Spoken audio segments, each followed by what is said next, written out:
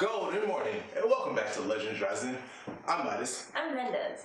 And so on Legends Rising, what we like to try and do is help you start off your morning in a legendary way. And every day we answer questions from one of our loyal initiated audiences. And today we have a very special letter from Mac Blue Cheese.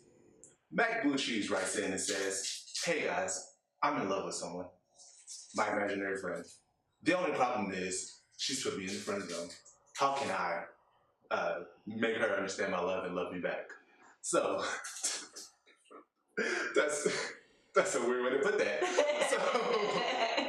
So today we're helping you escape the imaginary friend zone.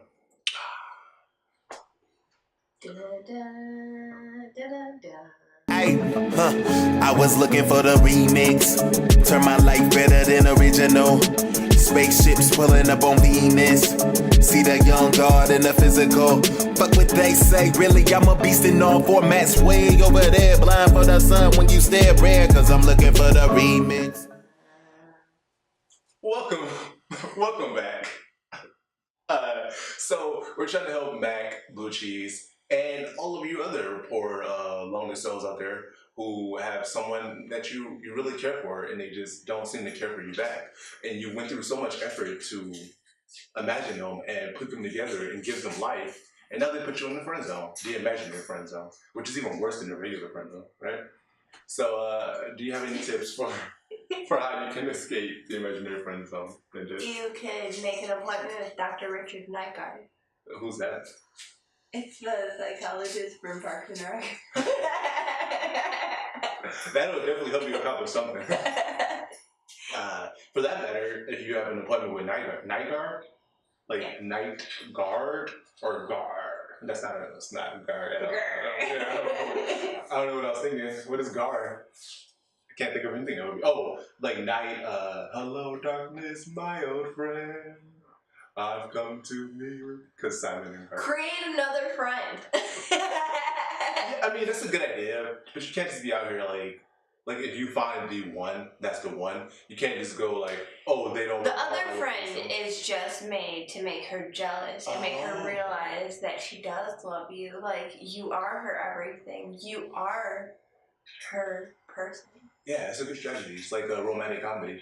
And so if you get another friend, and that friend also gets you in the friend zone, you just keep like making more and more. You just accept the fact that you are not girlfriend material. Yeah. Okay. That's a. Or maybe you just keep on making people that are out of your league. Oh. Like, realize what notch you're in. She's so good for me. I couldn't even imagine. She's like more than I could imagine. That's crazy though. Like, what does it say? But that says a lot about you. And that's what my advice would be: gain imaginary confidence. Because once you have imaginary confidence, you're halfway there to real confidence. But if you're like a 4 and you have confidence, which adds like 2 points max to you, you're still a 6. So imagine a 6. Listen, as a notorious 3 who has a confidence level of +7, I can tell you that all you gotta do is get that charisma up, and then next thing you know, all your dice rolls are just hitting 20 every time. Just nat critics. That's the D&D thing. Okay. Alright. But no, I get your point though, because you should reevaluate your imagination. And maybe the problem is that you think too lowly of yourself is what I'm trying to get at. So you're giving them the subconscious mind of not liking you. Exactly. So really you have to find out, what is it in you that makes you not like yourself? Hold on. What was your relationship like with your mother? Or father. Or Oedipus. Or Electra. Religious leader. How was your time in Catholic school? Okay, show me where they touched you. I'm not assuming that they did. You were the one in Catholic school, not me. I was not in Catholic school. I was in Fundamental Baptist school. Sounds so stupid. Sounds the worst. It was the worst. It's worse than Catholic school. It 100% sounds worse. Alright, what are we trying to do? We're trying to get people out of imaginary friend zone. Did you imagine the zone? Because just de-imagine it. That's a good point, though. Who is giving the words to your imaginary friend? Like, at what point do they become their own personality? So you're just dating yourself. But yourself that is telling yourself no. You're your snobby self. I think I want to log on to Pornhub today. Rejection again. Chill, please, stop. No. Your hair just instantaneously develops carpal tunnel.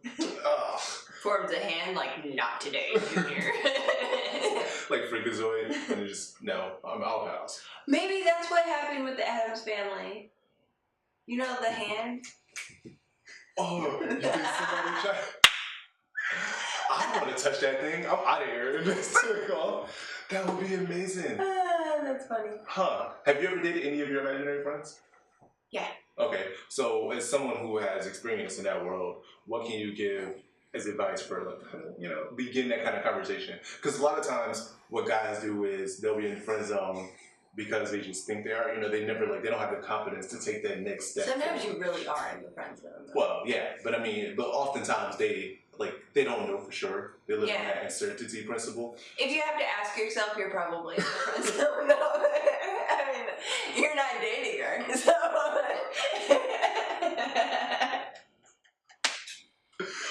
Did she not tackle you immediately last time you saw her? Then you're probably in the friend zone. Is that what you're trying to imply? Anyway, how would I approach it? Yeah, like how did you begin dating your imaginary friend? Like, was there certain things you said? I was like, you're my boyfriend. Let's be IP. Okay, let's be IPUAs, which is imaginary pickup artists. So pretend there's a sexy imaginary being right here, probably called apparently this tall, but you're trying to flirt with someone. That's a fetish. Well, I'm assuming you lost height last episode. So there's this tall, and you're trying to date them. So what would you say? Like, what's your opening line? Hey, you there? Hey, you there? Whoa, you there? Shout to Flames, cause Soulja Boy changed the world, and y'all still want to admit that shit. But that's not here nor there. So what would you say? That's what I would say to her. Hey, did you know Soulja Boy changed the world? If you don't, you're not my type. Yeah. So trying to date your imaginary friend, you could do one of those classic Looney Tunes setups where you hire a person that's like super strong and buff and mean to like come attack her, and then you beat them up so you don't press her. So that's where the boogeyman will come in. You like hire out the boogeyman. Because imaginary friends. It's probably the boogeyman from that one Disney movie. Like, Creatures Under the Bed or whatever. Yeah. Don't look under the bed. Don't look under the bed. Wasn't the girl from Halloween Town in that? I don't think so. I feel like I say this to you every time we talk about this movie. And I feel like I say it. I don't think so. This is like the 5th time we've talked about the movie in this week. Yeah. Okay. I mean, this week. It's only Tuesday. Back on topic, you can hire the boogeyman and you have him like attack you and you beat him up and then you turn around and impress her, you know? Like, would that impress you? If like you saw some like dude, like some big jock was like, or give me that booty or whatever, I don't know what you're doing. And then it was like, I'd be like, since these are my only 2 options, the lesser of 2 evils. Yeah, he comes up and he beats the jock up and he's like, hey, I'm so-and-so, I imagined you. If he beat someone that I deemed like really scary up, I would think that he was scarier than him. Oh, because I'd be like, hell no, bro. That's actually really interesting though, the hero complex, because they beat up like the dragon or whatever, and then they turn around and like, I'm stronger. So scary as hell. And obviously you have anger issues if you're just walking down the damn street and you're like, I'm gonna beat your ass up. So like the dragon's dead, but now what that mouth do? I mean, that's what Mario says when he knocks out Bowser. So that's why Peach never wants to kiss him. She's like, you're just as creepy. You're some random plumber that just dived in a pipe to save someone you don't even know. I don't know you, bro. You just went through an obstacle course of freaking fire and you expect me to love you? That's scary as hell. Okay. Our final advice for you can go to Foster's. Damn it. That's what I was going to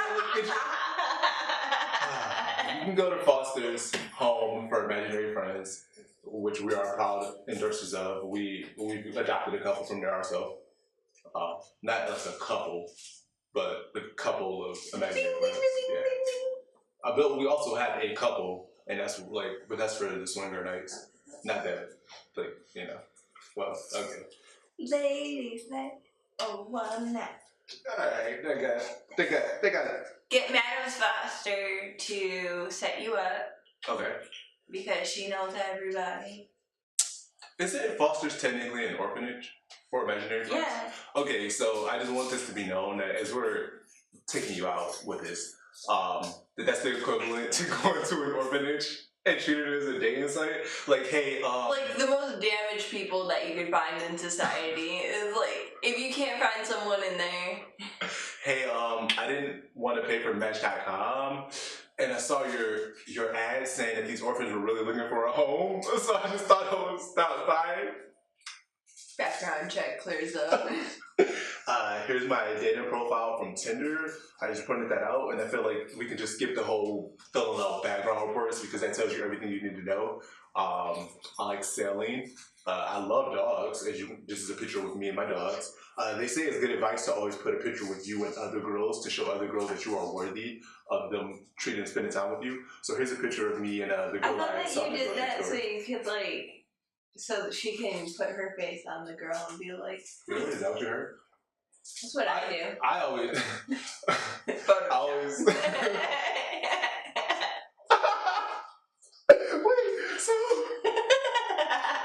so like on Tinder, you would screen, because like you can't even download that picture, so you would screenshot.